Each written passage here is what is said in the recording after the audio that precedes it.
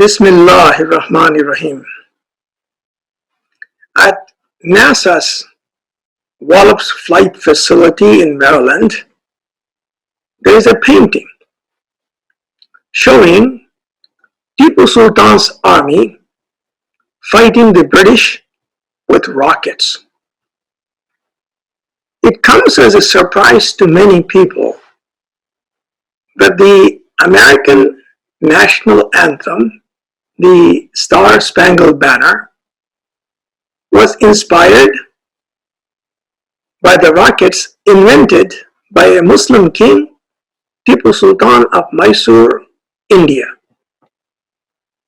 I am Professor Amin Ahmed, scientist, NASA projects, currently serving as director of the American Institute of Islamic History and Culture, based in California. I was one of the principal scientists on the NASA Hubble Space Telescope, and I was a group leader on the Apollo project way back in 1964.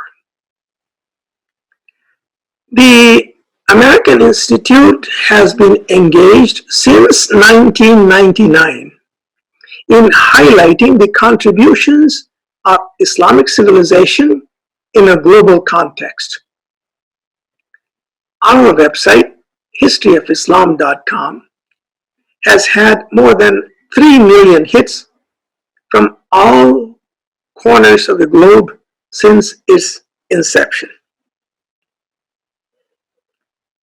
The Institute is starting this series to highlight, showcase, articulate, project, and preserve the Islamic culture of South Asia. It is a long-term global effort that is supported by scholars from around the world.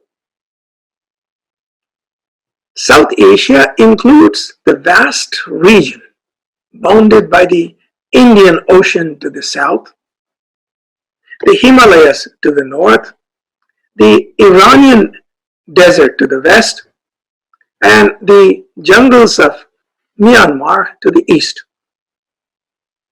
Today, it embraces the nation states of Afghanistan, Pakistan, India, Bangladesh, Nepal, and Sri Lanka. Islam entered this region some 1400 years ago through trading routes in Kerala, which is in southwestern India. It spread through the dedicated efforts of awliya from Mazar-e-Sharif, that's in Afghanistan, Multan and Lahore, they are in Pakistan, Delhi and Ajmer in India, Sylhet in Bangladesh, and the Deccan in southern India.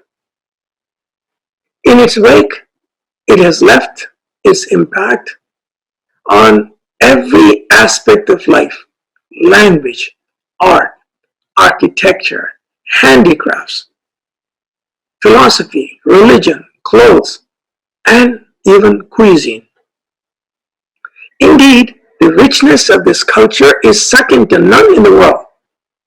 Which other culture can boast of the Taj Mahal of Agra, the Red Fort of Delhi, the Badshahi Mosque of Lahore, the lauded minaret of Jam in Afghanistan, the Chini Masjid of Saidpur in Bangladesh, the Red Mosque of Sri Lanka, the Gold Gumbaz of the Deccan, the eloquence of Allama Iqbal, or the universal appeal of Mirza Ghalib, the master poet of the Urdu language. There are clouds hovering over the legacy of this rich Islamic culture. Extreme political movements look at the rich mosaic of South Asian culture through a binary lens of Hindu versus Muslim, and that's not right.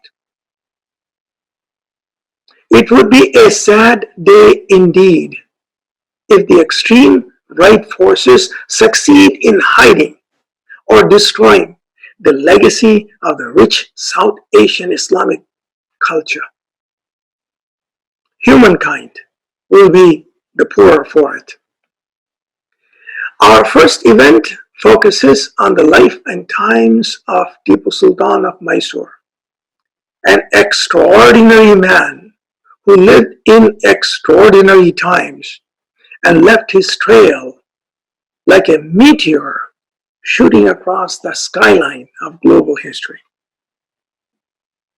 We plan to follow it up with a series of broadcasts on historical figures, kings, saints, writers, poets, monuments, literature, and culture of South Asian Islam in the months to come. Now, a few words about Tipu Sultan. The 18th century was one of profound intellectual and political transformations. It was the age of Voltaire and Rousseau in France. Riding high on the scientific discoveries of Sir Isaac Newton, Europe entered the age of enlightenment. Old ideas and old institutions were challenged and new ones were advanced to replace them. It was the age of revolution. The American Revolution of 1776 to 82 threw off the English rule in North America, and a new and mighty nation, the United States of America, was born. The French Revolution of 1789 to 91 challenged the monarchies of the world, and Europe resonated with cries of liberty, equality, fraternity. It was the beginning of the age of merchants and the end of the age of absolute monarchs.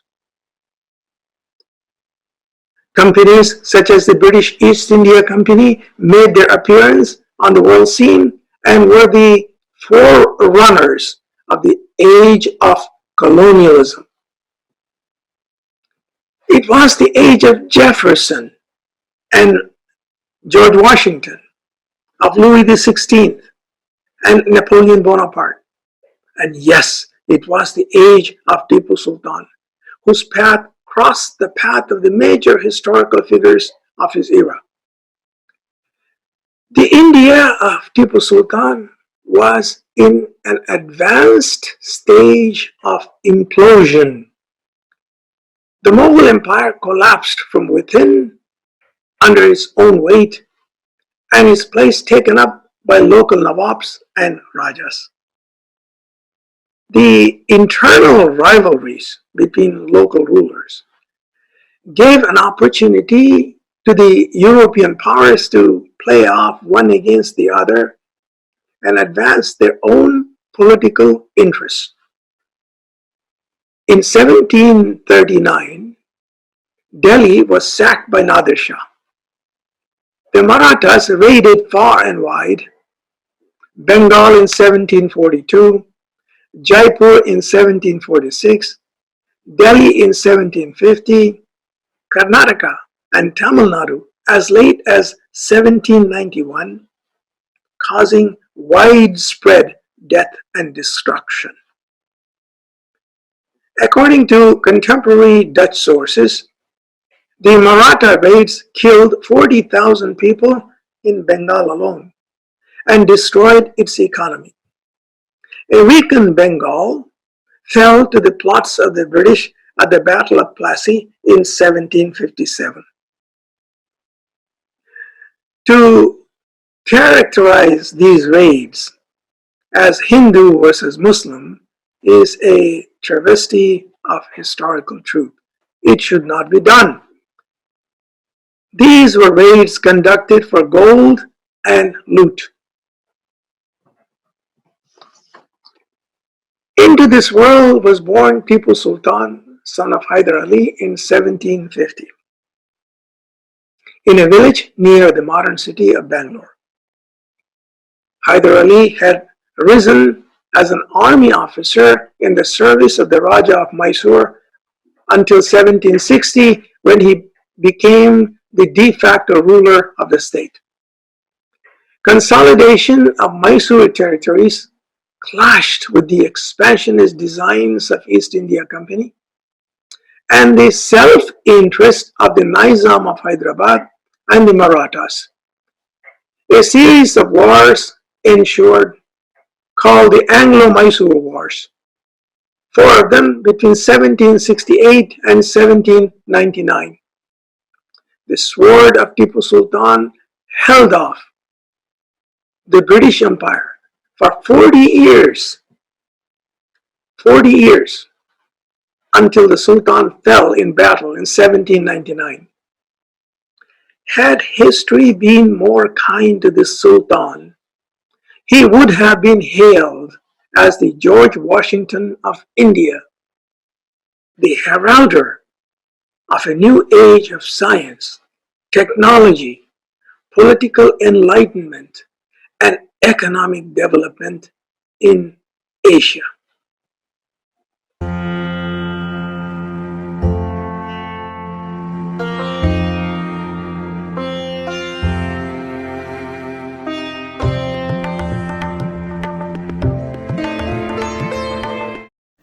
Hi all, this is Ameen Ahmed from Canada. The title of my presentation is How Haidar Ali and Tipu Sultan Inspired America's Fight for Freedom. I'm going to speak on how these two warrior kings from South Asia awed America's founding fathers, their fellow revolutionaries, as well as ordinary Americans during the country's formative years. Let's begin with how American revolutionaries celebrated the victories of Haidar Ali and Tipu Sultan, including the Battle of Pollilur. The Second Continental Congress of USA, represented by 13 British colonies in North America, declared independence from Great Britain on 4th July 1776. As Britain tried to subjugate the fledgling country, Americans looked up to Britain's enemies to draw inspiration in their own struggle. Thus, the Americans took a very keen interest in Britain's conflicts with Mysore Kingdom, many thousand miles away. And the Americans readily found support from France, which was keen to get back at Britain for their, for its defeat in the 7 years war of 1754 to 63. Now, many other European powers allied with either English or French in what turned out to be a global, it turned out to be a conflict that was fought across each other's colonies, spanning much of the globe. In 1780, in far-away Mysore Kingdom, the East India Company was suffering one of its worst reverses in its military history. This was at the hands of Haidar Ali and Tipu Sultan, who were supported by the French. Now, the humiliation which Tipu gave to the British at the Battle of Pollilur in September 1780 reverberated throughout America, where the news was received on August 23rd, 1781. On October 19th, 1781, the British land force led by Charles Cornwallis surrendered to the Americans led by George Washington.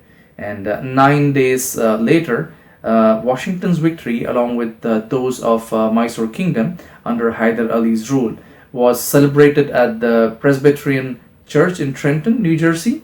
In the afternoon that day, the gathering drank 13 toasts, accompanied with a discharge of artillery, and one of which was for, quote, the great and heroic Haidar Ali. Let's move on to another interesting fact: how Haidar Ali's name was invoked to recruit US Navy's earliest known sailors, and how a ship named after him gave USA one of its greatest naval victory. Despite Washington's victory in October 1781, America was far from being an independent nation. the British still ruled the seas. In 1782, the state of Pennsylvania purchased Hyder Ali, a single-mast ship, and equipped it with cannons to help protect American vessels. Now, Hyder Ali is an anglicized version of Haidar Ali. The names Haidar Ali and Tipu Sultan, or Haidar Ali and Tipu Sahib, as they were pronounced and known in North America. There were no states, so these names were no strangers to Americans. They came here through race horses imported from England in 1770s, and in fact, a foal born in America was named Hyder Ali in 1777, and many more were named after that. Now, 23-year-old Lieutenant Joshua Barney, who had just joined the U.S. Navy, arrived in Philadelphia and was honored with the command of Hyder Ali, the ship. Assigned with recruiting men, Barney used a poem penned by Philip Morin Frenno to attract young American men to the ship. The poem exalted Hyder Ali's bravery against the British, and soon Barney led a force of 110 men. And on April 8, 1782, Barney led Hyder Ali to a victory over General Monk, a much bigger ship, a much larger ship belonging to the British. Now, Philadelphia burst in celebrations. Ballads were made upon this brilliant victory and sung through the streets of the city. And echoing with the name of Barney was that of Hyder Ali. Now let's move on and see how Hyder Ali and Tipu Sultan's battles influenced America's freedom negotiations. Now, George Washington, Benjamin Franklin, John Adams, Thomas Jefferson, Alexander Hamilton, and James Madison. So these are among the most important figures that helped form USA and shaped its destiny in infancy. These are its founding fathers. In 2010, the National Archives collaborated with the University of Virginia to host historical documents related to the founders of USA on a website. Now, the correspondence and intelligence gathering of America's founding fathers, which can be found on this website, reveal that they not only keenly followed the wars that were fought in East Indies, as India and its neighboring countries, particularly the islands, were known then, but they actually looked forward to victories of Hyder Ali and Tipu Sultan over the British, so that they could use those victories as a tool to negotiate with the British for their own independence. There are numerous letters and correspondences that name Hyder Ali or refer to the fate of British in India during the rule of either Tipu Sultan or Hyder Ali. Particularly, there are many battles with the British. I'm selecting a few. I'm quoting a few here to help you understand the impact these two men had on America's path towards its freedom from the British. The earliest formal introduction of an Indian ruler to America's founding father seems to be a letter in French to Benjamin Franklin by Comte de Tressan.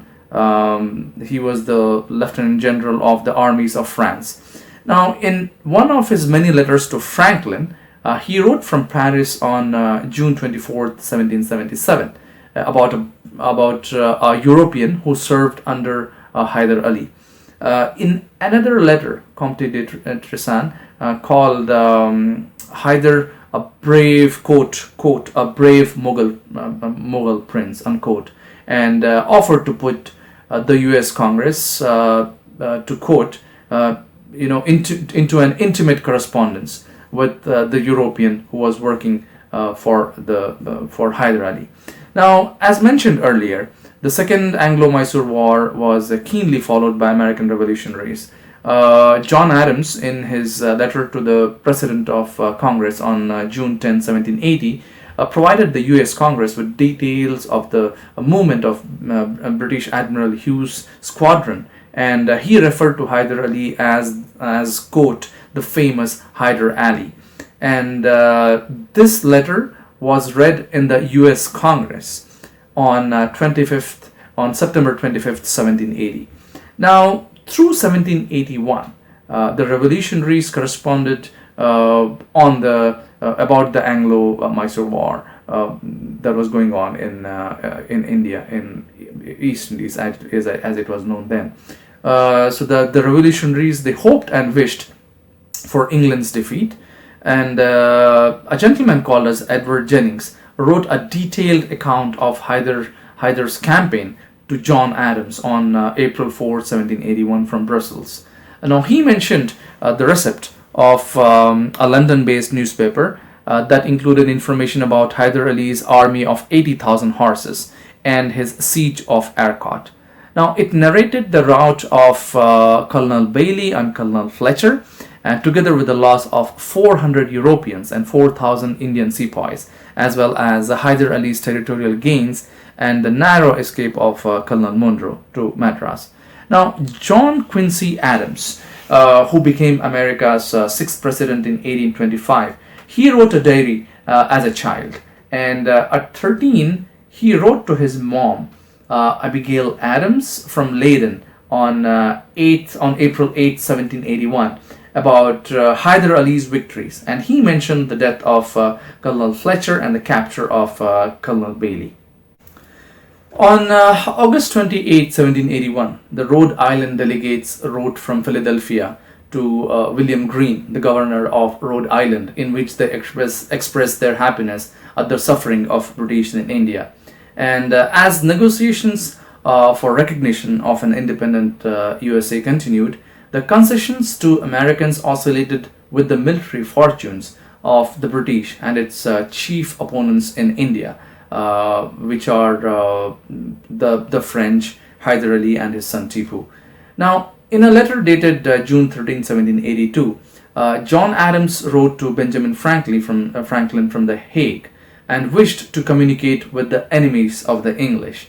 And then on June 25th, 1782, James Madison wrote to a gentleman, Edmund Randolph, from Philadelphia, and discussed the issues that affected America's independence. And these included Haidar Ali regaining an upper hand over veteran Englishmen, Ayr Coote, in the battlefield.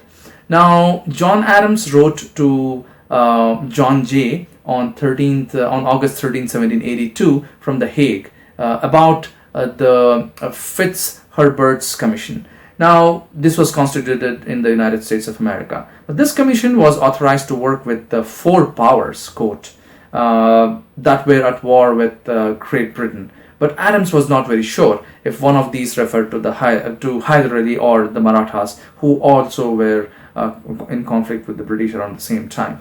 Now, in late September 1782, peace negotiations were on in Paris, and in his letter, John Adams wrote to Robert R. Livingston on September 23rd, 1782, from The Hague, on how the Americans looked for good news from India and elsewhere on an hourly basis, at a stage in negotiations where they were greatly optimistic. Now, on December 24, 1782, the Virginia delegates wrote to Benjamin Harrison from Philadelphia, and they said that they had received a report that the French, with Haidar Ali's help, had actually captured Madras, though they did not have an official confirmation of it. Now, a treaty was formally signed between Britain and USA on 3rd September 1783. Now, this treaty effectively ended the war, and British recognized America's independence and its boundaries. This treaty was ratified by the U.S. Congress on 14th January 1784. In the same year, separate treaties were signed by the warring European nations, ceasing all mutual hostilities. Now, what happens was France, which was the main European ally of Tipu, ceased all its mutual hostilities. So when France did this, it did not inform Tipu about it, and Tipu was obviously upset about it. Now, what this led to was Britain could now focus completely on its affairs in India, and Tipu had no option but to make peace with the British, despite having an upper hand in his ongoing battles with the British. In fact, he had laid siege on the port of Mangalore, and according to British sources, they were about to be defeated when this news came in, and Tipu had to sign the Treaty of Mangalore. Well, now to conclude, the world today is it's considered a global village thanks to the availability of means for people to travel and communicate between nations. But it may surprise us that even in 18th century, seemingly local political events and humans made an impact on lands and societies far away from where they lived. Now, Haidar Ali and Tipu Sultan gave many a lesson in military and political strategies to European colonial powers like England and France. Now, their bravery and political strategies echoed across the proverbial seven seas in distant North America for many decades.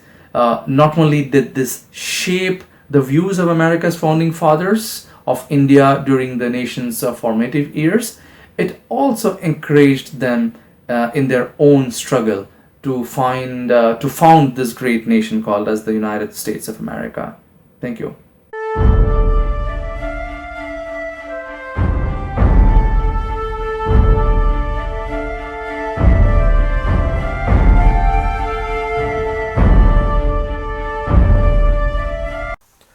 Thank you so much. My name is Dr. Tawqir. I live in California. I just wanted to throw some light on Tipu Sultan's rockets and the supporting technologies. A solid propellant rocket is a system. It requires a host of technologies and a large number of subsystems. Advanced technologies such as rockets require a support system of qualified experts, a functional structure, cutting-edge technologies, and political will to adopt and deploy them. Tipu Sultan's achievement was to create an advanced technological ecosystem in the Kingdom of Mysore, which was a match for any in Europe or America, and in some respects was even more advanced. We highlight some of the more salient aspects of this technological ecosystem here. Let us begin with metallurgy and ore extraction. Iron ore was found in the riverbeds and rocks in several places in South India. Indeed, the wood's steel was known in the old world for its toughness. The superplastic structure of South Indian swords gave them unmatched resilience, strength, and toughness. The ore was smelted in furnaces with specialized processes to produce fine grain iron cylinders. The fine grain was essential for machining in bow mills, which were set up in Mysore-Bangalore corridor for the manufacture of rocket cylinders. The iron cylinders closed at one end and open with an orifice at the other were tied to long bamboo poles, which provided stability to the rockets in their flight. Bamboo being a strong tubular composite fibrous material with a high tensile, compression, and flexural strength, ideal for engineering applications where strength combined with toughness were the requirements. The solid propellant used for the rocket was gunpowder, which was a mixture of potassium nitrate, sulfur, and charcoal. Gunpowder is an exothermic high energy material, meaning it gives off energy when it burns. The effectiveness of this high energy material as a propellant depends on its chemical composition, size and shape of the particles, pack density, moisture control through additives, and the proportions of its constituents. The preparation of high energy materials is done only in military arsenals. Civilians should not attempt to handle them. In modern day applications, small quantities of high energy materials are used in automobile airbags, emergency door openers in commercial aircraft, and in pilot ejection systems in fighter aircraft. Solid propellant rockets are also used by modern militaries as well as the launch of satellites into space. The Mysore engineers achieved a high degree of standardization in the materials, processes, manufacture, assembly, testing, and deployment of rockets. They were far ahead of their counterparts in Europe, America, and other parts of Asia at that time. Tipu Sultan established research and development centers for rockets. Rockets of various sizes were produced. In these arsenals, some were designed for linear motion, others were made for serpentine motion once they hit the ground. The largest rockets would traverse a range of 1.5 miles and carried a payload of sharp swords. In this sense, the rockets were the first missiles used by any military in the world. The production of rockets, along with the casting of cannons and gun barrels, made Mysore a manufacturing hub for military hardware. The engineers were trained in calculations of missile dynamics and their trajectories. For each category of rocket, they knew the output power and could determine its range from the angle of its launch and prevailing atmospheric resistance.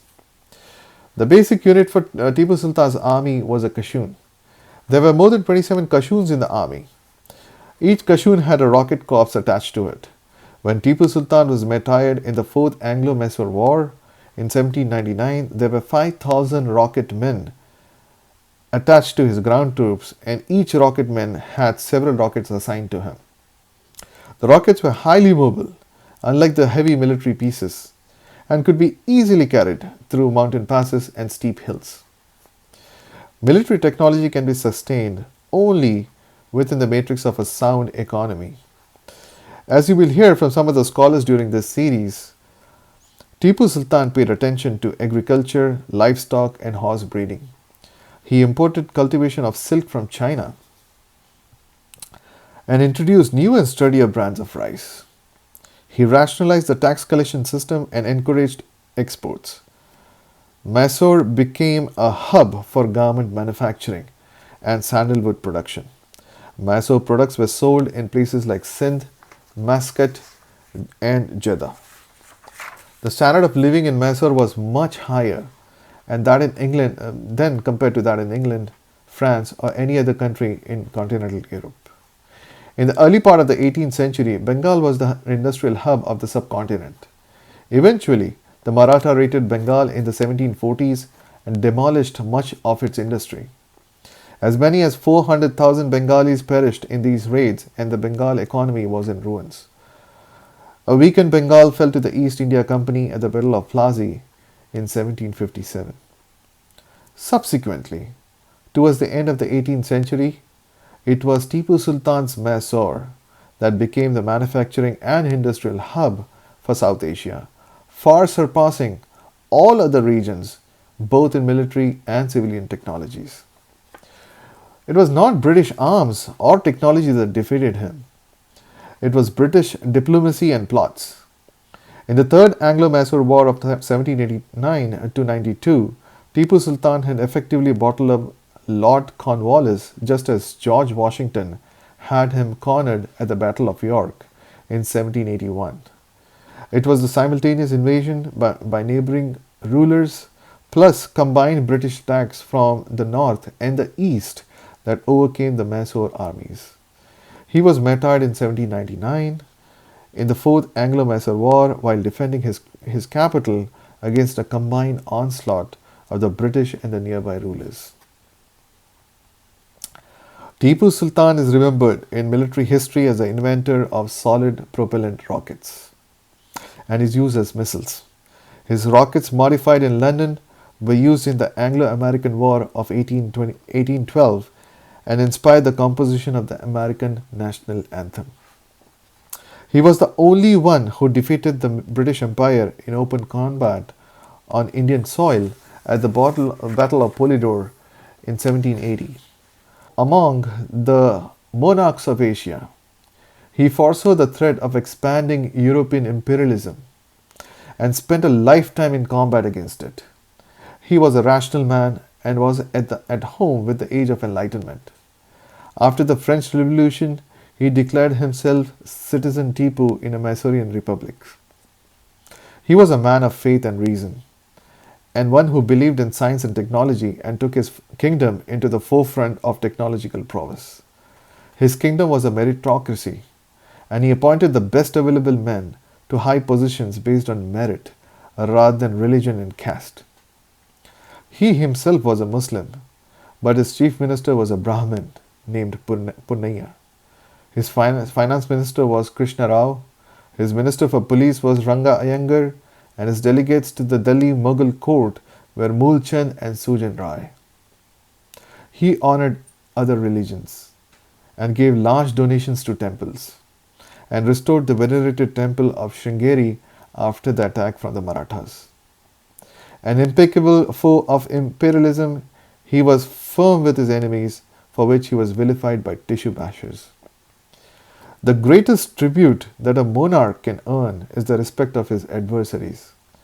Tipu was held in high esteem by his foes, the British, his comrades, the French, and the American Revolutionaries who were engaged in a struggle for their independence in faraway lands.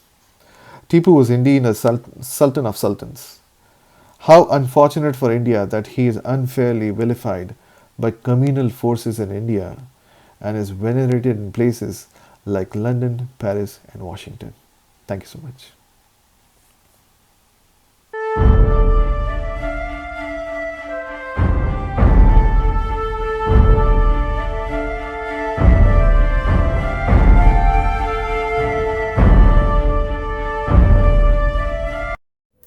Hi all, this is Ameen Ahmed from Canada.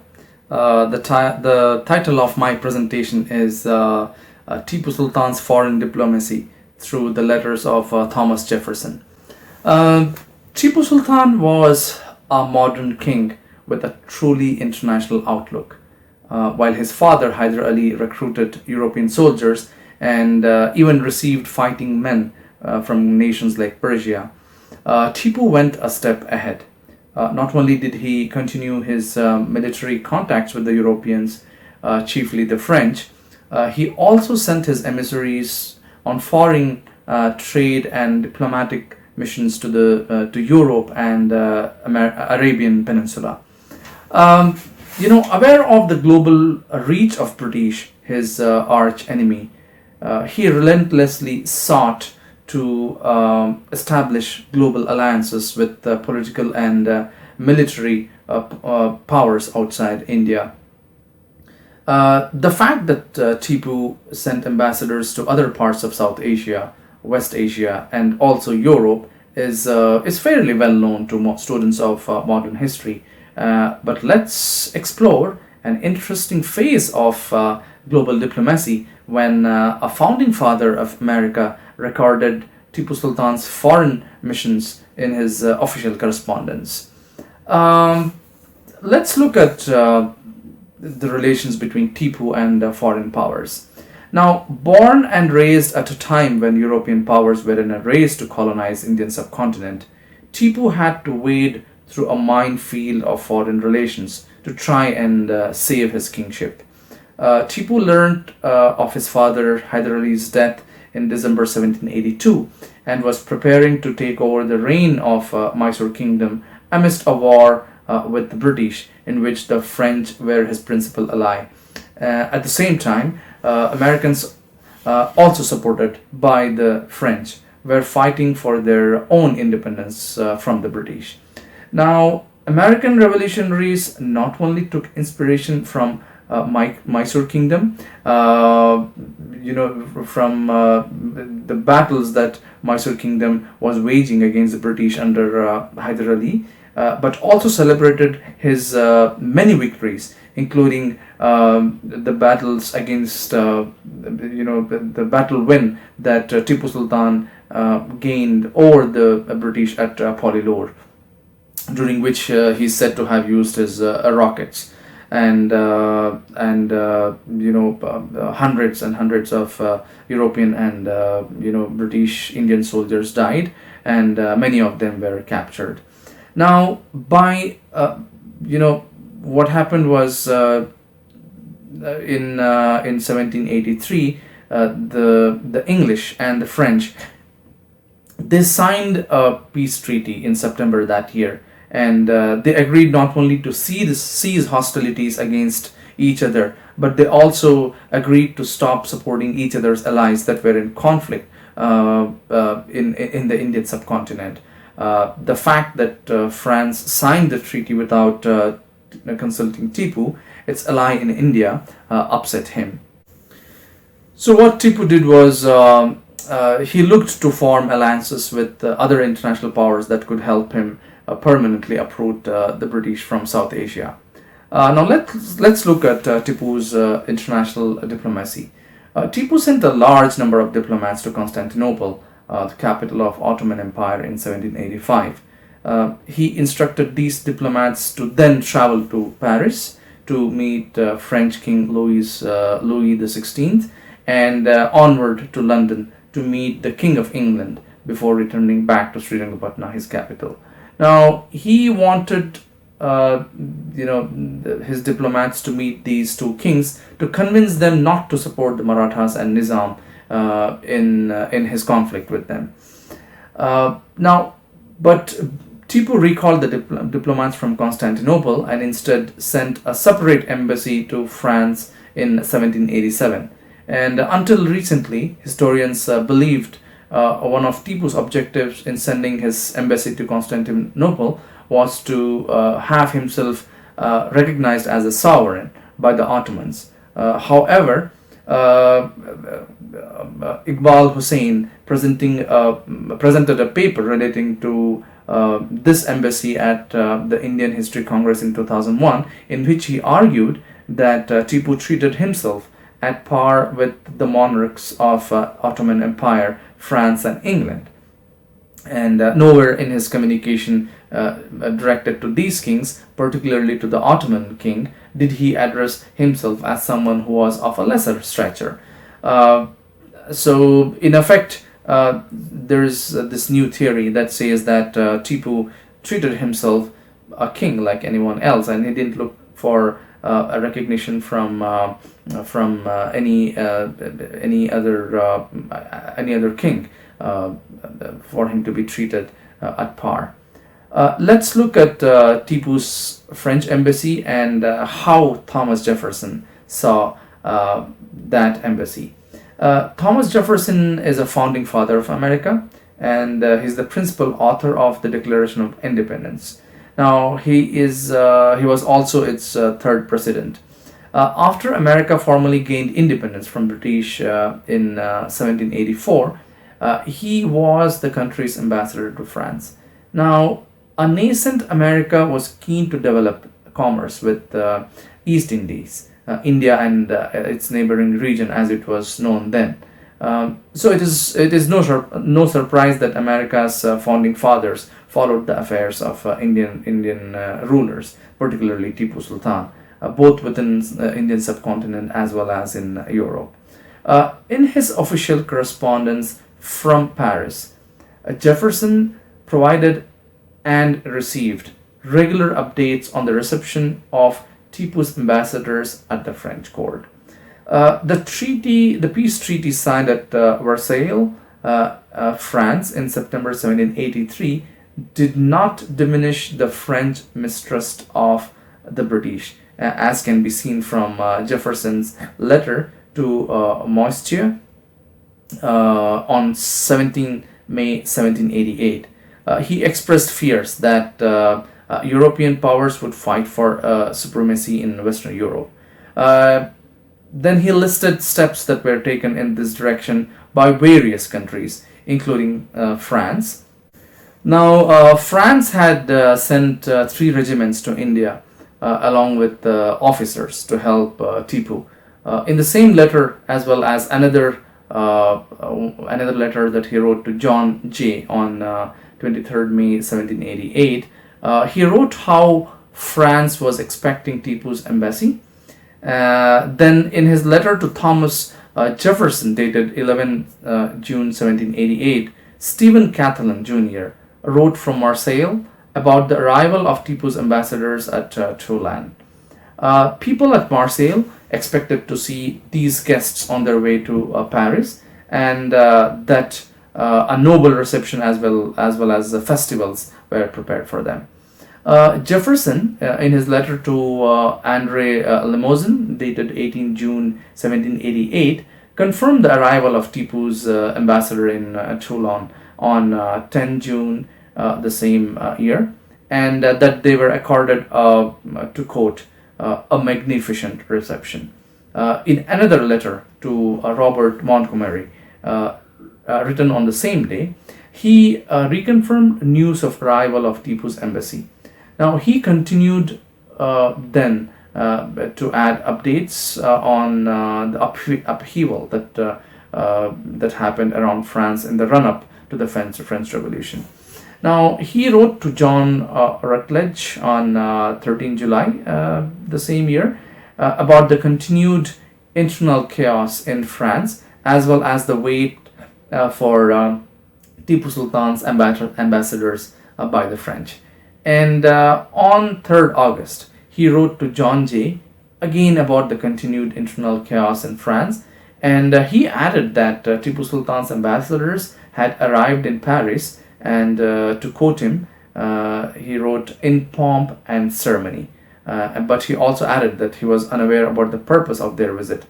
Then he noted the beginning of a military conflict between Russia and Sweden, the later being supported by England and paid for by Turkey. Now, naval battles between Turkey and Russia also took place, according to him.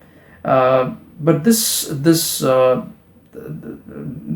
the context of this conflict with Tipu's ambassadors in Europe is interesting, because the conflict between Turks and Russians and the support the Turks received from England could have been an important reason for Tipu's embassy to Turkey failing to strike a military alliance, which Tipu had requested the Ottomans.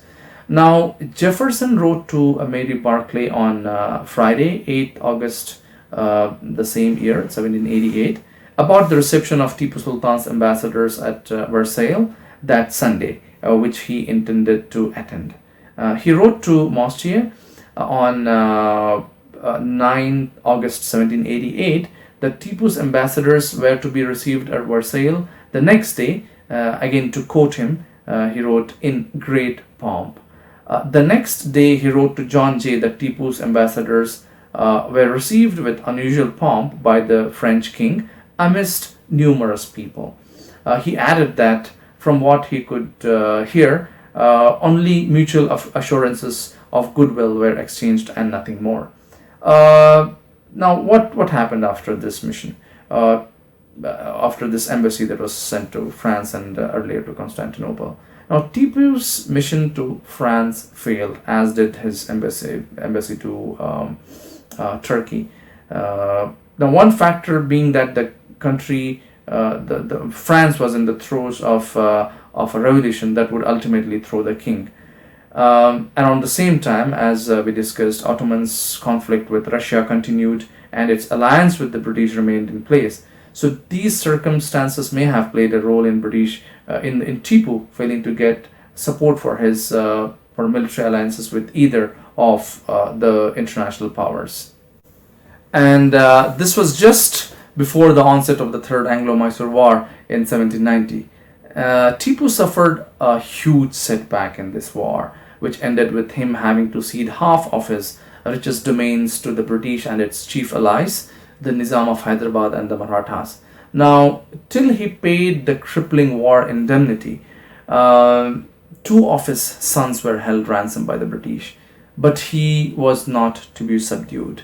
He invited Napoleon Bonaparte and Shah Zaman of Afghanistan to join hands with him to eliminate the British. He was perhaps the last of kings in Indian subcontinent to fiercely pursue a foreign policy independent of British, and a fact which was acknowledged by global powers of that day and age, including the newly formed United States of America and its founding fathers. Thank you.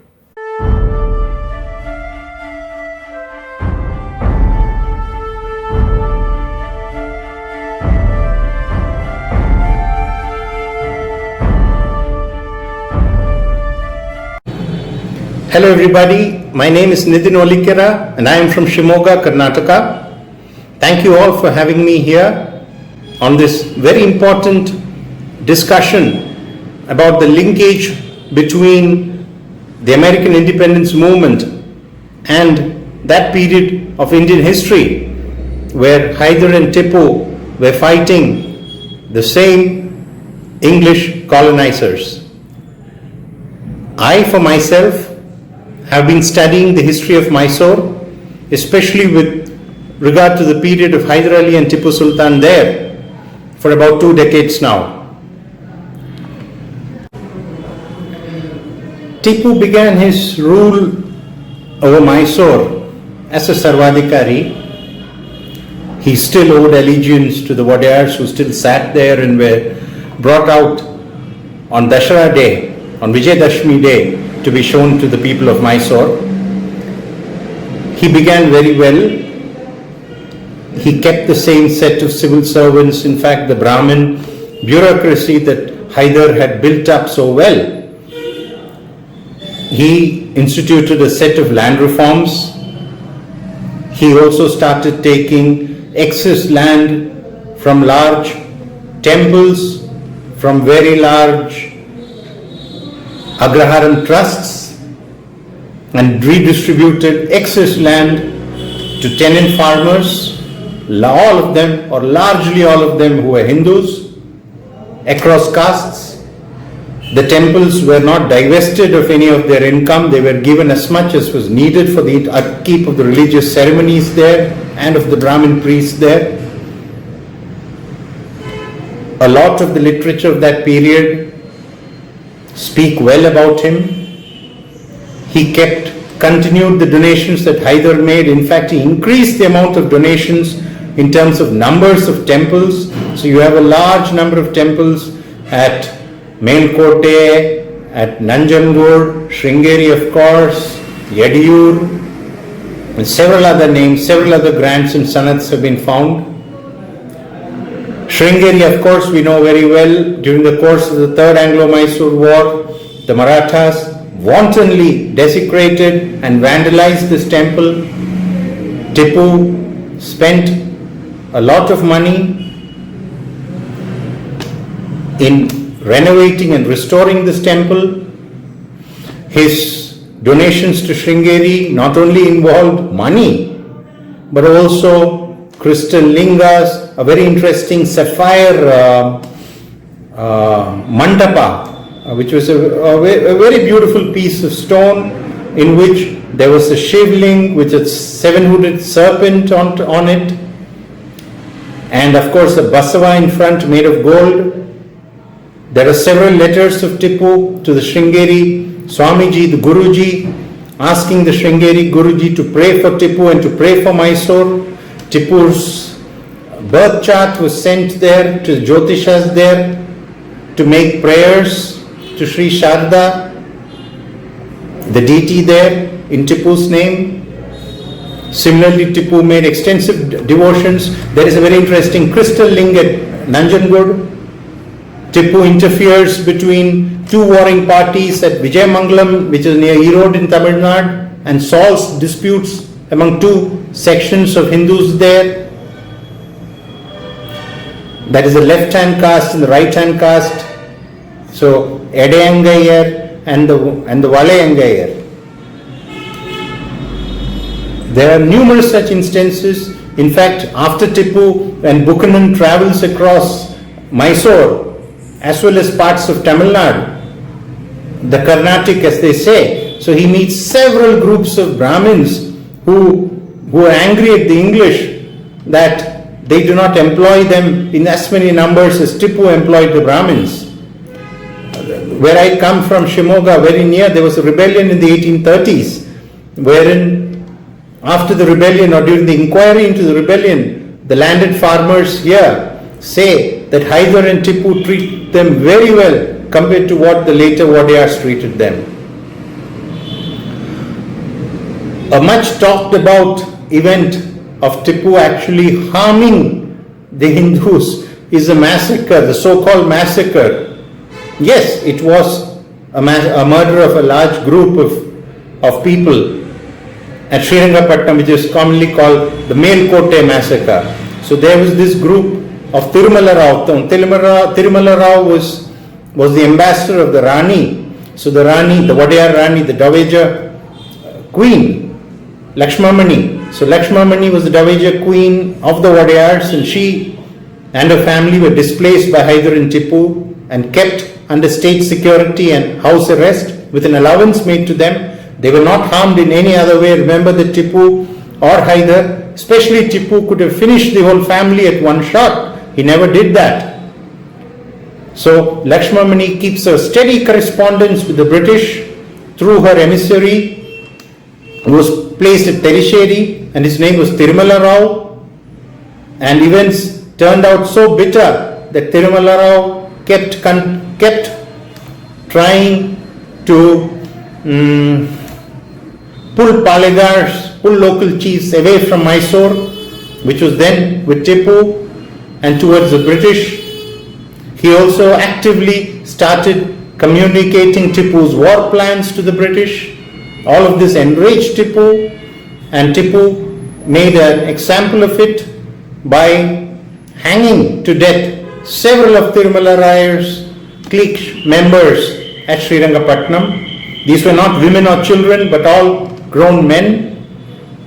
There was a large number, amounting to more than 100 is what it is said. This was not the first time that such an execution would be carried out. We have Chikkadevaraya Wadiyar, who massacred a whole group of Lingayat priests. So these were Jangama priests, and demolished several Lingayat mathas because the Lingayat peasantry refused to pay taxes, and he wanted to make an example of this. So this kind of execution of large groups of conniving treasonous, at least in Tipu's eyes, these people did treason to Mysore by collaborating with the British.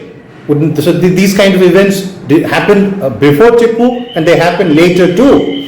Right near where I sit, there is a town called Honnali, wherein the Wadiyar, that is Mummadi, Krishnaraj Wadiyar, who came after Tipu in connivance with the British, executed. The tree still stands there at the great temple at Honnali. Very near that, he strung up several farmers and several revolutionaries there who revolted against the British and the Wadiyar rule. Overall, Tipu maintained Hindus, every group or every part of his establishment. There were Hindu clerks, there were Hindu generals of cavalry. In fact, he had 2 large regiments of infantry which composed entirely of Hindus. His bodyguard contained Brahmins. His bodyguard contained groups of Brahmins who would probably have been secretaries and clerks, and also a large amount of Marathas there.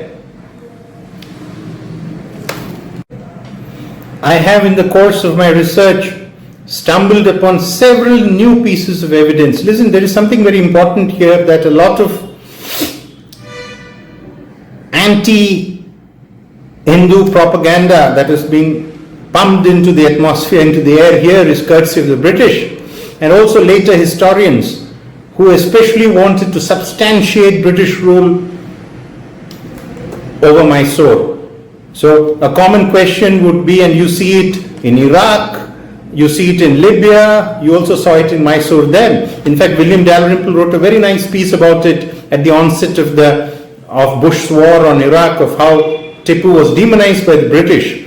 So a lot of the historians are very, very choosy about what they pick, and several other pieces of history which are still buried in archives and in temple palm leaf manuscripts or temple copperplate grants are all still buried, and there is still a lot of work that needs to be done. Very interestingly, over the past year, I have been working on some records from Tipu's library itself, which are there in Calcutta. And there is a very interesting Kannada manuscript which speaks of the stores there, and also Tipu's endowments to the fort at Srirangapatna. And this has never been read before. The paper still remains to be published, but I will give you snippets of it here right now. So Tipu speaks of daily sanctioning money for a Kaveri Puja, the puja of the river Kaveri which flowed in front of the fort. He speaks of worship of the tops, the large guns on the battlements of the fort. He speaks of a daily allowance which was to be given to the Mari temple, the local deity there, Mariamma deity in Srirangapatna. He makes large endowments which have to be done every year for the Dashara function. So there is an amount of ghee, there is an amount of rice, there is an amount of sugar, all of which goes into the prasadam for the festivities. So there are several such small private things. So all of us have heard of his donations to Sringeri and Melkote. But you have this king here who makes small donations to guns, who makes a small Mariamma Gudi. So this is not even a large temple, this is a small temple, but it is well beloved for the people of Srirangapatna, especially the soldiers there. He makes donations to them, to her. So these are all very small important pieces which tell you of his religious pluralism. And remember that in the 1700s, India was very syncretic. I don't know if this is known to many, but there is a large group of people who still think, and this is important because when Tipu as a very young child fell ill and Haidar, Tipu's father, was campaigning in Chitradurga, so we know that Haidar visited the temple to Tipparidra Swami, which was at Nayakanahatti near Chitradurga, and he prayed for his son, and it is believed by many that the name Tipu may not have come from Tipu Mastan Aulia, because till that time Tipu's name, there was no Tipu associated with that name, and it came because Tipparidra Swami was also called Tippe or Tippe Swami, and Haidar, as in acknowledgement of that, of Tipparidra Swami listening to that prayer, gave that name and called him Tipu Sultan. The Tippe later became Tipu. So this is also current among the people among the Hindus of Chitradurga even today. There is a lot of mud slung upon Tipu for his depredations in Malabar, Coorg, and his treatment of the Catholics in Mangalore. As for the Christians or the Catholics of Mangalore, they were in connivance with the British. They lent money to the English. They gave away Mysorean secrets to the English. And Tipu wanted to make an example of them because he felt that if they were there as a large group, it would be dangerous for Mysore, and Tipu brought them all to Srirangapatnam. This journey of exile, similarly as what happened to a large part of Kurgis or Kodavas as well, was perilous, because when you have large groups of people walking, men, women and children walking over large distances, a lot of them succumbed and died en route. But when they were brought to Srirangapatnam, the Catholics of Malabar, or the Catholics of Mangalore rather, were allowed freedom of religion. We have actual letters which Tipu sends to the Portuguese. He did not trust the English, of course, when he asked the Portuguese to send priests, and he said specifically Indian priests. He did not even trust Portuguese priests or Indian priests from Cochin. So Cochin, you had a large group of Christians, Syrian Christians, some of them were Catholic under Portuguese pressure. A lot of them had turned Catholic, and especially asked for Christians to be sent from there. A number of Mangalorean Catholics were also asked to convert to Islam. Many of them willingly and many of them unwillingly also became Muslims. We have record of this as well. A lot of them after Tipu's fall went back to Mangalore and went back to the plantations and the professions they did.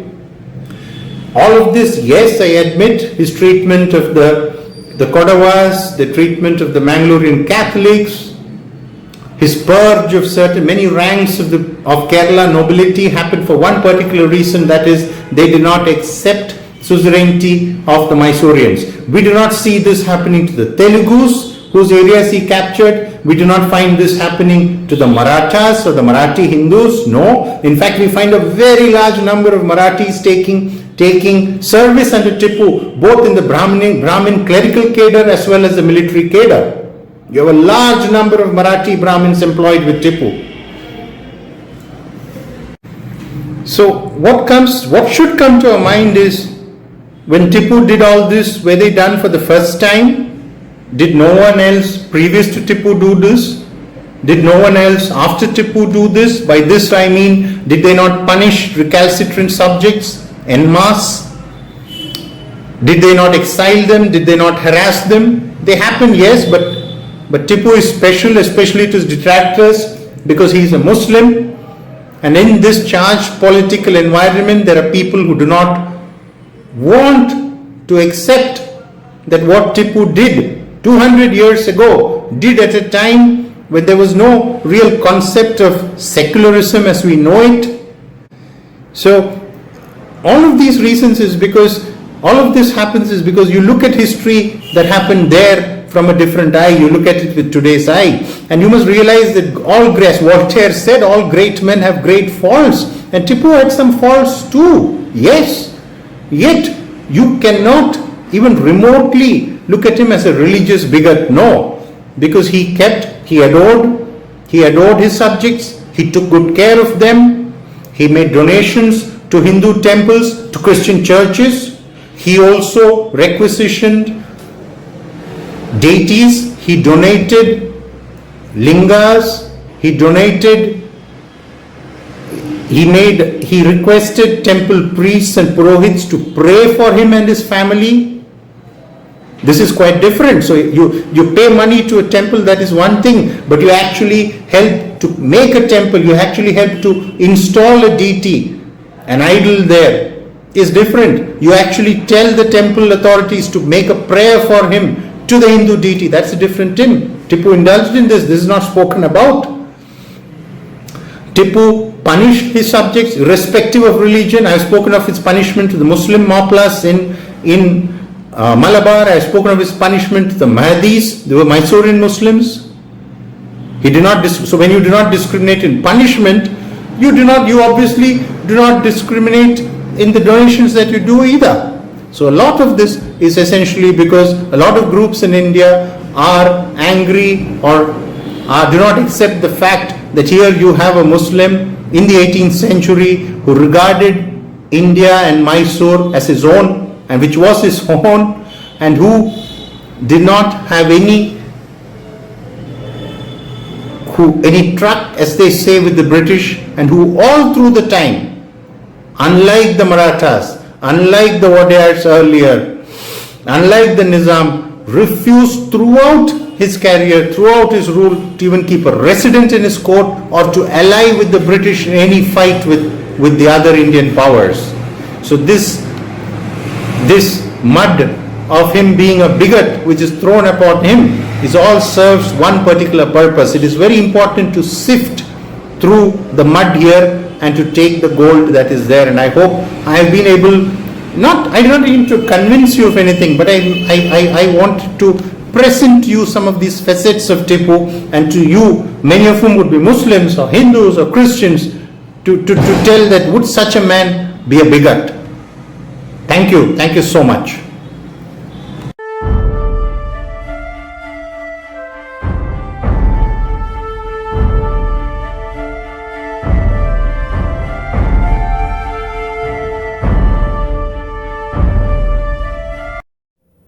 Hi all, this is Ameen Ahmed from Canada. The title of my presentation is Beyond Sringeri Mutt Pillage, the Maratha Empire raids on Karnataka and pushback by Haidar Ali and Tipu Sultan. The Maratha Empire raids are one of the hushed up chapters in modern Indian history. Now, in today's Karnataka state, which encompasses much of Mysore Kingdom, that Haidar Ali and later Tipu Sultan ruled between 1761 and 1799. One occasionally gets to hear about the pillage of Sringeri Mutt in 1791. Now, this is one of Hinduism's holiest sites. Tipu Sultan wrote letters to the Mutt expressing his anguish at the desecration of this holy site, and it is said that he offered to repair it. Now, attempts have been made to, sweep aside this as, as a one-off incident that happened due to a band of unruly military irregulars of the Maratha army. However, buried in this, cacophony of mainstream narrative which has been built over a century by protagonists of the Maratha Empire. There are stories of atrocities of the Maratha armies on millions of non-Maratha Hindus across India, particularly the Kannadigas. Now, this presentation traces some of the destruction the Maratha armies carried out in Karnataka. Now, even as Haidar Ali and Tipu Sultan to try to prevent the same. Now, let's start with the Maratha-Mysore conflicts in 1600s.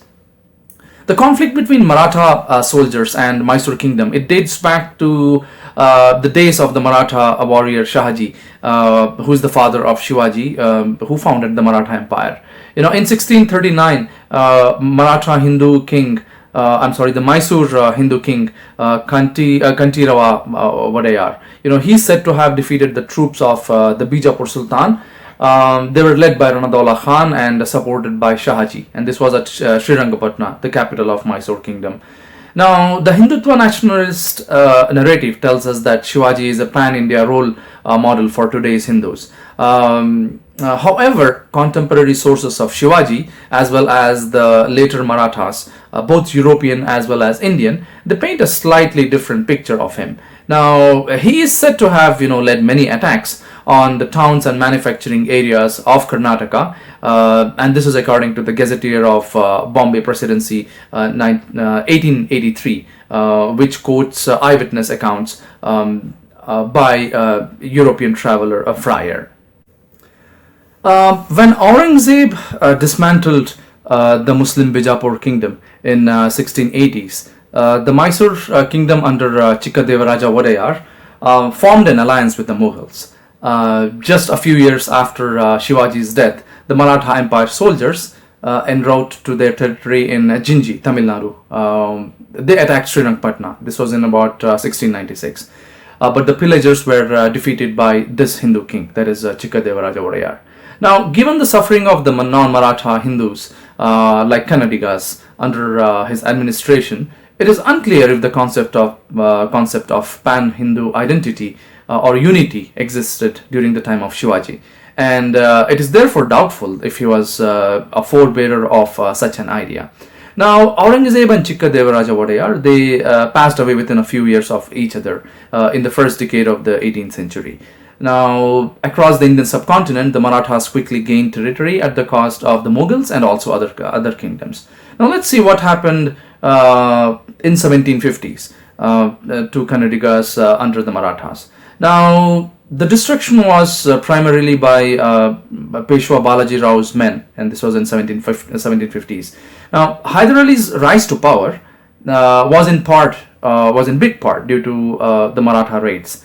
In 1750s, the Marathas laid waste to farms and towns, and they forced the Maharaja of Mysore to pay a ransom of about 10 million rupees. This is according to contemporary writer Kirmani. So that is roughly about 2.5 million Great Britain pounds of those days. Now, Haidar Ali, who was still, subservient to the Maharaja of Mysore, he led the resistance of the Mysore kingdom. Now, thanks to his efforts, a few towns, particularly the economically important Bangalore, these did not fall into the hands of the Marathas. But after taking over the reign of Mysore kingdom in early 1760s, Haidar Ali built village defenses in the kingdom. As an example, at Nagapuri village in present-day Hassan district, Karnataka state, he built a fort amidst hills and moved the entire village population into it. The village of Nagapuri, he moved the population into this newly fortified place. Now, let's look at the destruction of Karnataka towns under Peshwa Madhava Rao's men in 1770s. Now, in 1770, Haidar Ali was fresh from his victory over the English after the First Anglo-Mysore War. The treaty that ended the war in 1769 promised mutual support to each other in case of invasion by an external force. Now, when Maratha Peshwa Madhava Rao attacked Mysore Kingdom in 1770, the British didn't adhere to the terms of this treaty. Now, what happened was, as a result, the Mysorean armies were distressed, and they were defeated. So, after the defeat of the Mysorean forces, particularly at Moti Talab, which is the Tonur Kere near Srirangapatna, Tipu fled the battlefield. He dressed as a fakir or a holy man, and he had to flee the battlefield. Now, as Haidar Ali and Tipu Sultan's defenses failed, the Marathas, the Peshwa's men, they moved about a dozen miles north of the battle site to the Hindus' holy town of Melukote, and after capturing it, they looted the temples and they burnt them. British traveler Francis Buchanan, during his travel in 1800 and 1801 across the Mysore Kingdom, has noted how many of the settlements were affected by the Maratha invasions over the decades. On 29th August 1800, he visited Melukote town and wrote that the place had not yet recovered from the Maratha invasions. Now let's fast forward a couple of decades and move to 1790s and look at the destruction by Maratha army generals Parshuram Bhau and Hari Pant. Now the Third Anglo-Mysore War, which lasted between 1790 to 1792, saw large-scale invasion of Mysore Kingdom from all sides by the British, Marathas and the Hyderabad Nizam. Now, contemporary sources speak of the misery of inhabitants of Mysore Kingdom. Maratha General Parshuram Bhau, his name appears numerous times in these sources, and it's associated with not so good things, and they include burning, looting, plundering of temples and towns, Hindu temples and towns, and also mass murders of Hindus, rapes and abduction of young girls, particularly the lower caste Hindus, or the Shudras as they are referred to by these sources. Now, Edward Moore was part of Captain Little's detachment that supported Parshuram Bhau's invasion of Mysore Kingdom in this period. Now, he has documented the destruction of over 22 towns and Hindu temples. Moore also witnessed 10 villages burning at a single time near Chennagiri in present-day Davangere district. Now, he also wrote about many villages and small towns that were razed near Dharwad in North Karnataka. Now, apart from this, the mulberry cultivation of the farmers was also destroyed by the Grand Army, as well as many farmlands that were destroyed, and many trees that were wantonly destroyed by the Maratha armies. Now, other eyewitness accounts of the war comes from another English soldier, Major Durham, in 1793. And Buchanan also documented the destruction by Maratha armies carried out between 1791 and 92. He lists at least 28 villages and towns that were destroyed. Now the question arises, if there was so much of death and destruction during this war, what were Tipu's soldiers doing? Stretched and clearly unable to protect every inch of their territory, the forces of Mysore Kingdom concentrated on protecting big towns and fortifications. Now, there are many tales of Mysorean bravery against the invaders, led by none other than Charles Cornwallis, who was the second in command of the British forces in North America during the Revolutionary War. And he fought the might of George Washington in America. Now, some of the names that come that are known for bravery during this war from the Mysorean side are Bahadur Khan, the Khilidar of Bangalore Fort. Apparently, he died after a heroic struggle of 3 weeks, and he was honored by Cornwallis himself for his bravery. Now, there is this a gentleman, Badruzzaman. He held off the combined armies of the Marathas and the British. And then you also have the unnamed Kilidar of Hutri Durga near Tumkur. Apparently he's supposed to have said that he has eaten Tipu's salt, and he will not surrender till Tipu does. Then you have the Banke Nawab, or General Reza Khan. He followed the scorched earth policy and burned the fodder of Cornwallis's army, and forced him to burst his big guns and retreat from Srirangpatna. But Cornwallis, he prevailed finally because the Maratha armies joined him. And once the Maratha armies,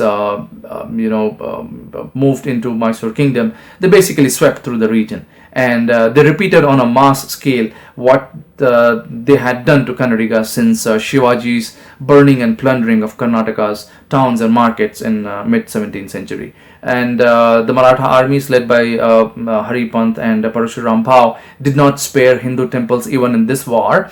They looted the mutts of Sringeri and Kudli. Then at the later place, that is at Kudli, they massacred all the non-Brahmins. That's what the eyewitness accounts say. Now, there are later British sources, like you have the chief commissioner of Mysore province and Coorg, Levin Bowring, who wrote in 1871 about the destruction by the Maratha army in 1791. And while Buchanan visited many of the towns and farms 10 years after Parasuram Bhau's destructive campaign and claimed that they had not yet recovered, it's interesting to note that Bowring observed that even 80 years later after Bhau's campaign, many towns like Shivamogga had still not recovered from the ravages. And he wrote a similar thing about Chitradurga as well. And writing in 1897, B.L. Rice observed that Madhugiri town, which was besieged by Maratha army led by Balwant Rao for about 3 months in 1791, had still not recovered from the destruction, and this was over a century later.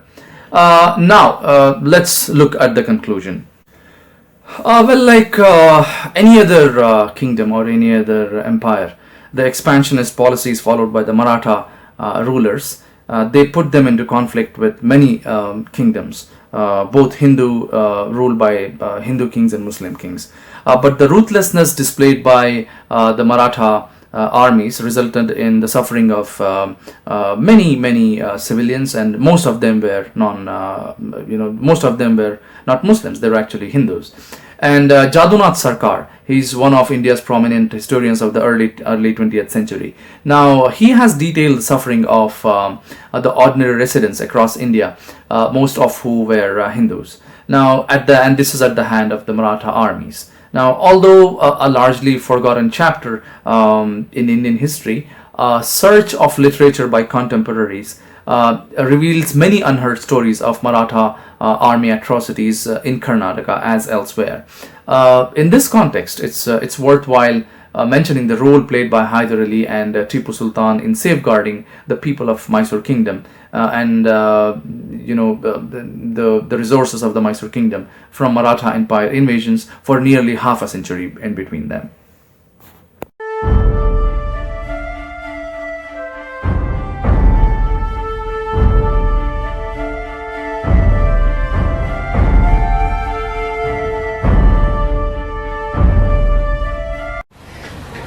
The Battle of Pollilur is a very significant event of modern Indian history.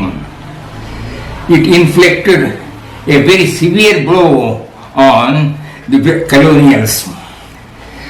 A historical background to this battle is necessary. The relations between Haidar Ali and Tipu Sultan with the British were highly strained from a long time, from 1750, from the Carnatic Wars, the historical background in which there was a breach of trust. Haidar Ali had gone on the request of the British to help them against the French in 1750 in the Carnatic War. He helped them, defeated the French, restored the order, but the demand was that for the services of Haidar Ali, the fort of Tiruchirappalli would be given. When he demanded the fort, they did not surrender. From that time, the relations were very strained. Then Haidar joined the French and inflicted blow. From 1750, continuously there was a kind of a struggle between the two. Then it led to the first Mysore War. In the first Mysore War, the English joined the Marathas and Nizam to defeat Haidar Ali and Tipu Sultan. But these two inflicted again a very severe blow in the first Mysore War. In that war, they almost entered the area of the British in Tamil Nadu. They were about to capture the entire government. They rushed to their ships and Haidar dictated it. It was a very historical. Haidar won a very glorious, very important victory over them. But then a treaty was entered. The treaty was that whenever Tipu needed some help against his own rivals, in particular the Marathas, the British would come to the rescue. When the Marathas invaded, he asked their help. The British did not come. The breach again of the trust was there. So therefore, for a long time, the relations were very high strained. Hence, in 1780, in month of July, the second Mysore War, suddenly Haidar invaded Karnataka, the British, and then the war began, the first Mysore War. It went on, it was very successful, the British could not do, with the result that in the month of September, the British sent an army under Bailey. He came from Guntur to near Kanjivaram, a small place between Kanjivaram and Arcot called Pollilur. A very severe battle took place. The battle was so successful that either inflicted a very severe blow. The entire British army was either cut or captured, nearly 5,000 officers and sepoys and things. Then Bailey was expecting Monroe to come to the help. Monroe was not able to come and he could not face Tipu. He threw all his weapons, guns, powders, weapons into the battle of Kanjivaram and rushed to his own place, Madras. So this battle was so severe that Buxar was supposed to be, Sir Hector Monroe was supposed to be the hero of the battle of Buxar. He had defeated the emperor of Mughals, Shah Alam, and then the ruler of Lucknow, Awadh, called Shujawat Dawla, and also Mir Qasim of Bengal. All the three rulers who had come against British were defeated and the battle. That was a very historical, very decisive battle which laid the foundation of the British Empire in India. Such a man, Monroe, could not face Tipu. He threw all his weapons into Kanjivaram and sought shelter near Madras. Then Bailey and his all officers were captured. They brought to Seringapatam and he died there. Therefore, it's a very important part that took place. Now, the significance was that the British, the Mysore army and Tipu had become almost a school of military science for others. They were so alarmed, they were so much frightened, they were alarmed that Tipu's horses had almost wings to fly over their forts. And then it was a very successful campaign.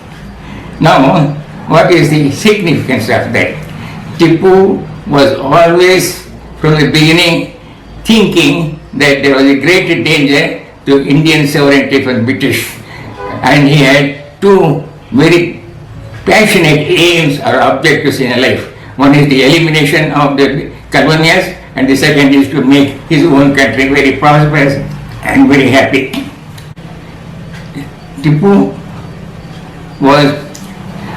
his passionate aims were two: elimination of the colonials and then make his own country very prosperous. For this affair, he never compromised his principles, never deviated from the old and never surrendered to the foreign Japan. He thought that there was a great danger, and then he fought not one but 4 Mysore wars and won 2 of them, kind of thing. There is a message which we have to remember, which Hazrat Tipu Sultan had given. Number 1 is that the definition of history.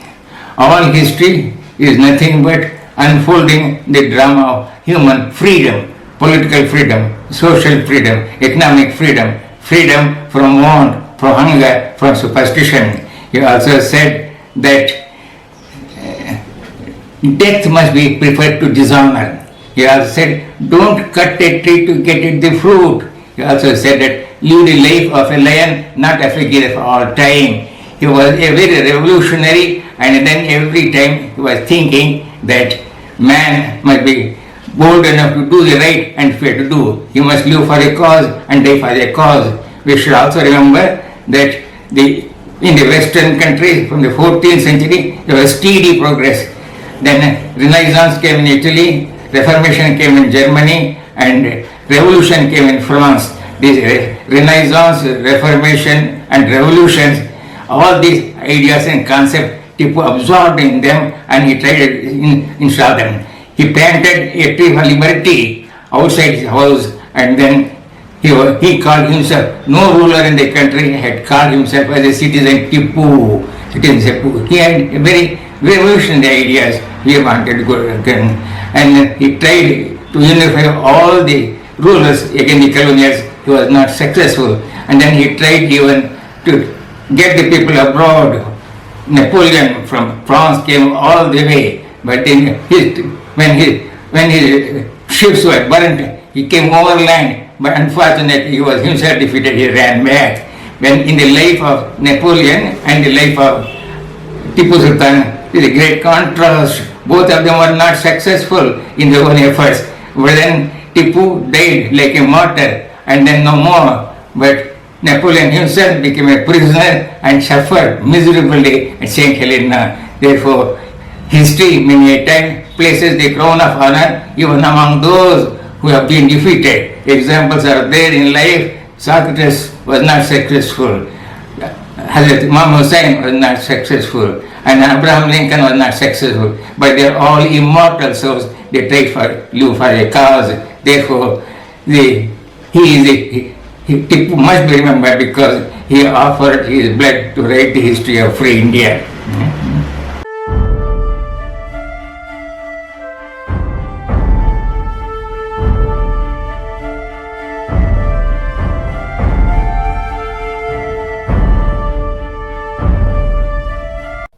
Hello everyone, my name is Arvind Rahi. I will be briefly presenting on Tipu Sultan and his diplomatic outreach to Afghanistan.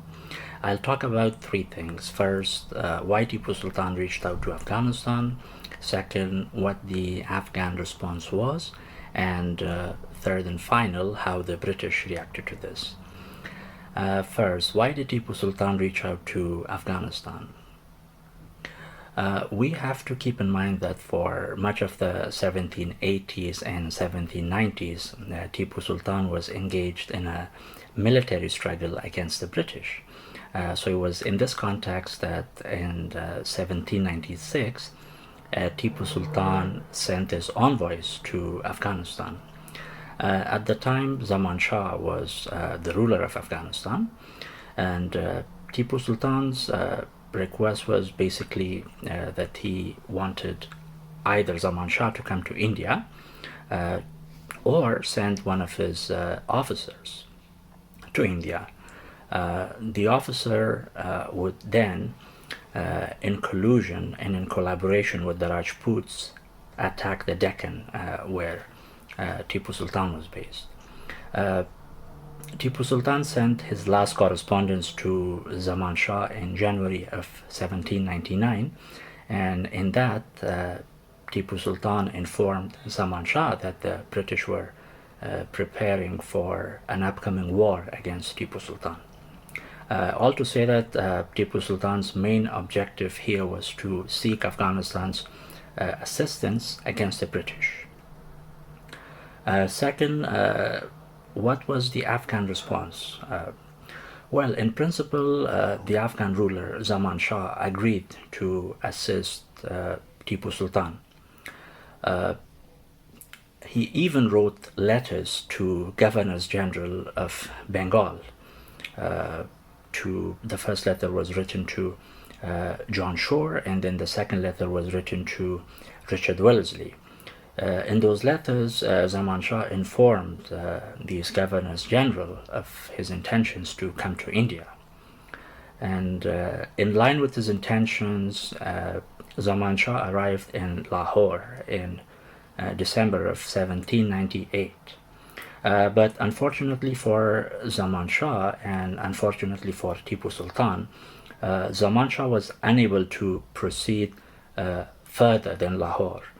And from Lahore, he had to return to Afghanistan. Well, what was happening in Afghanistan, you may ask? And this question brings us to our third point, which is the British reaction to this outreach on behalf of Tipu Sultan to Zaman Shah.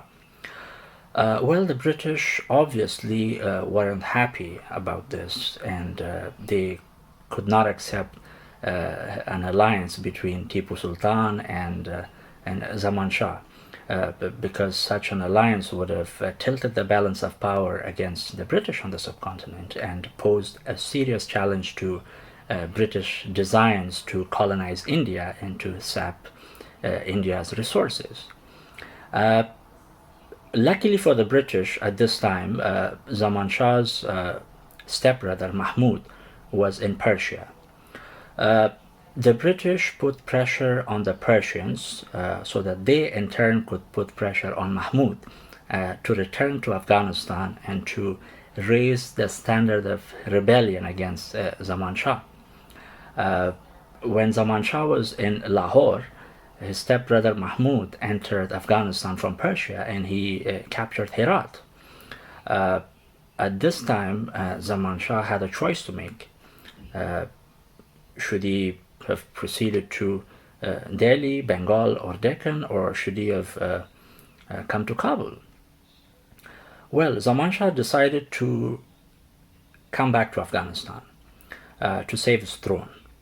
And that helped the British to nip this plan in the bud and to not allow Zaman Shah to proceed further than Lahore and to assist Tipu Sultan one way or the other.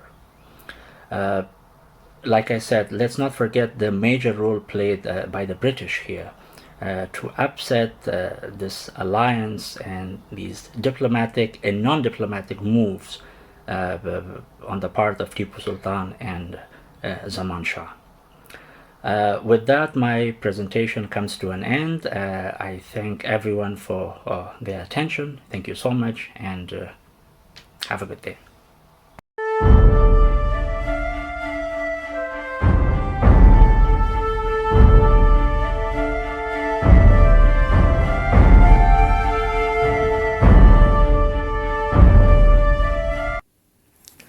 Hello all, this is Munir Ahmed from Tumkur, India. The title of my presentation is Tipu Sultan, a pioneer of Green Revolution. I am highlighting some aspects of Tipu Sultan's wise and rational thinking relating to agriculture, livestock, and horse breeding. I consulted historical documentation, spoke to experts on these topics, and conducted primary field-based research for a period spanning over a decade. I summarize my findings in this paper. Amrut Mahal cattle and Tipu's foresight. Tipu was born in Mysore Kingdom, where agriculture even today is the basic and most important profession of the masses. According to a publication of Captain Pierce and A. Krishnaswamy Iyengar in 1912, Haidar Ali, Tipu's father, inherited Benny Chowdi cattle herds from the Mysore Vadiyas. Tipu reconstituted this department. He renamed it as Amrit Mahal, expanded the department to a much larger scale, and issued Hukumnama, or detailed regulations. His officers were Amaldars, had to train young male bullocks and segregate them according to their ultimate utility. Tipu initiated an annual Huzur Ginti, that is, census of livestock. The word kaval means a keeper in Kannada language. To encourage livestock upkeep, Tipu rewarded the best of kavals with gold and silver presents. It is said that Tipu often personally attended this event when he distributed his rewards. Similar procedures are used to this day to count Amrit Mahal. I visited Arsikare town and surrounding areas in Hassan district in April 2009. Here I came across cavalgars or guardians of pasture land who informed me that it was their inherited profession from the time of Tipu. According to them, Tipu reserved specific grazing grounds for cattle, some of which exist to this day. Tipu, like his father Haidar, used this cattle to haul large cannon. He marched his armies at lightning speed along with support system across mountains and rivers. In 1783, Tipu learned of the inhuman massacres of civilians and unarmed soldiers carried out by British General Matthews in and around the city of Abidnur, also known as Nagar. He covered a distance of nearly 63 miles, about 100 kilometers, in just a couple of days to take the lost territory and capture Matthews. Now we'll go to Kungal Stud Farm. I visited Kungal Stud Farm in Tumkur district in November 2009 and met Dr. Dinesh, General Manager and veterinary head of the farm. According to him, Tipu conducted an assessment of all variables before establishing a stud farm in Kunigal. First, he found that the climate of Kunigal was ideal for raising horses. Water was available in plenty with two man-made lakes adjoining it, namely Kunigal Doddakere and Kunigal Chikkakere. Second factor considered was soil fertility. The grass that grows in this region is protein rich. Third was the choice of a site.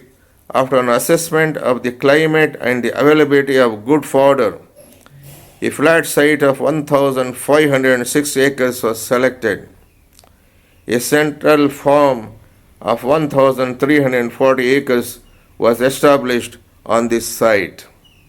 The entire 1,340 acre site was landscaped with a gentle slope to ensure the water did not accumulate in any spot and the firmness of the soil was retained with plentiful grass growth. The site was divided into 145 stables wherein horses of different ages and breeds were separately kept. A fence was established around each stable. Horse is a social animal and likes to be with his comrades. Therefore, to one side, a roofed shed was constructed with rows of stables with the horses facing each other.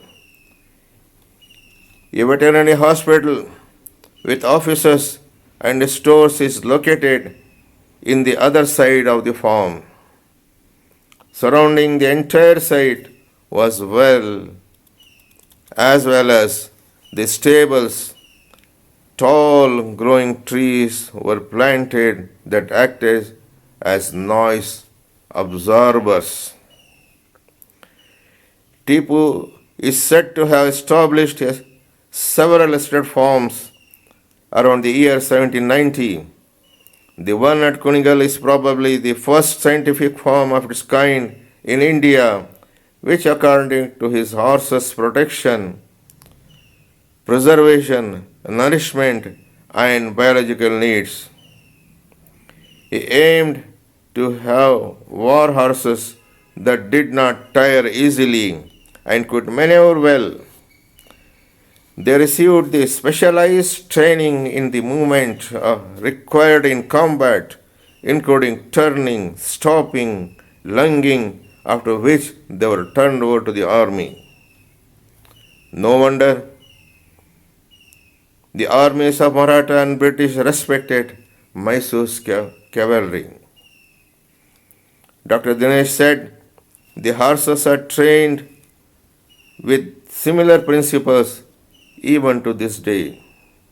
The only difference is that whereas in the older days the horses were raised for war, today they are raised for racing. Now we'll go to Lal Bagh. These days there is a sloganeering about green revolution. However, Tipu not only thought about it 200 years ago, but implemented it, covering Mysore into a model agriculture state. Haidar Ali established Lal Bagh at Bengaluru in 1760s, and a site spread over 240 acres. Tipu took the concept of a garden beyond what the Mughals had developed. He visualized that the gardens could be used for the well-being of the people and the progress of the country. I visited Lal Bagh in November 2010 and met Mr. Ameen Ahmed, Director of Agriculture, Lal Bagh, Government of Karnataka. His staff educated me with their vast knowledge about this garden and flora. Tipu developed Lal Bagh as a modern research center for agriculture. His primary objective was to make Mysore self-sufficient in food, fruit, and vegetables. Lal Bagh had 3 types of nurseries. One related to agriculture, the second gardening, and the third concerned aromatic and ornamental plants. In addition, the Department of Forestry was under his supervision. He imported a variety of plants and flower seedlings from and established centers to cultivate these seedlings in Indian conditions. Benjamin Hayne was an assistant to Colonel Mackenzie, superintendent of Mysore survey in 1800.